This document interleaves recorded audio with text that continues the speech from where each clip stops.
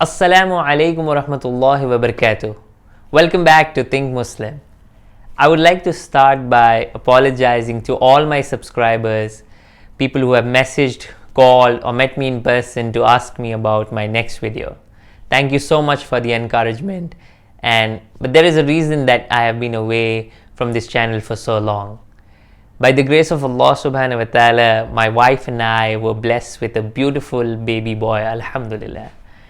And I wanted to live this phase of my life to the fullest and give my family my undivided attention. Wow. So that came out pretty well, but to be honest, it's a little difficult being new parents. You lose some sleep, the child needs your constant care and attention, plus it was COVID, so we had to be extra careful. But now we're finally in a place where we get some good sleep, and hopefully I can put my focus back in this channel, InSha Allah. So yeah, it's a different phase for me, beautiful new experiences, and I just have a lot to share.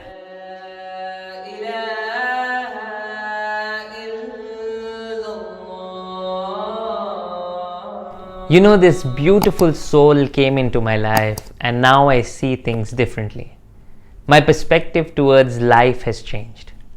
Especially the father-son dynamics, it's so complex. There is so much I want to teach my son. There are so many things I want him to know. I want to pass on my faith, my values, sit with him and understand his perspective on things, share what I have in mind, tell him my stories, my experiences. I can hear the typing sound saying, relax, he's just an infant, don't put so much parental pressure. Of course not, I understand.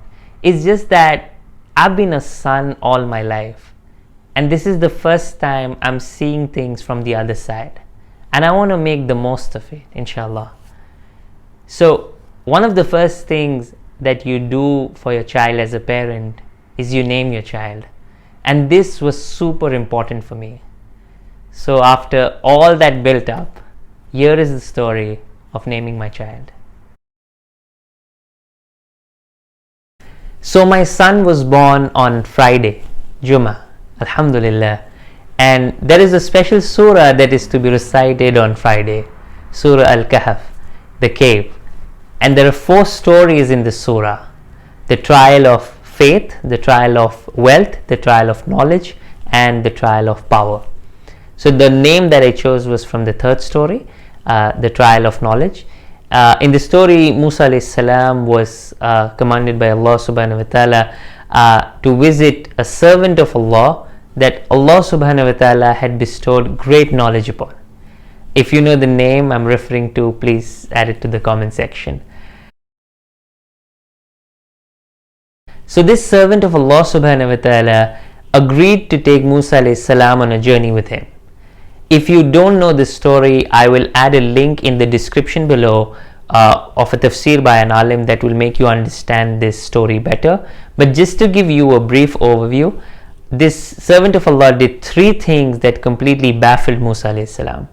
The first thing that he did is he made a hole in the boat of the people that gave them a ride to the shore.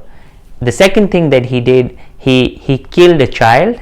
And the third thing he did was they went to a town where people were not welcoming and they mistreated them, but he rebuilt the wall in that town.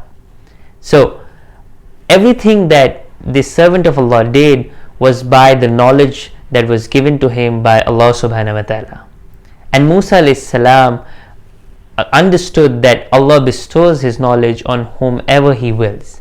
And the reason that this servant of Allah did those 3 things was, number 1 is he made that hole in the boat because he knew there was a king on the shore that would take away this boat from those people.